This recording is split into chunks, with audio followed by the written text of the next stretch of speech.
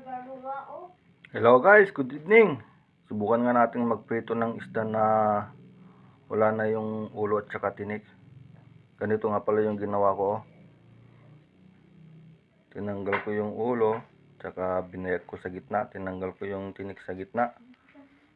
Ang hirap kasing maghimay ng isda pag kakain na kayo. Lalo na pagkasama mo yung mga bata.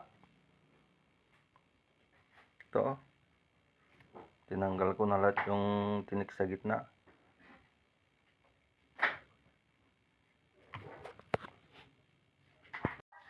Ito na yung prito nating isda guys na boneless. Ito.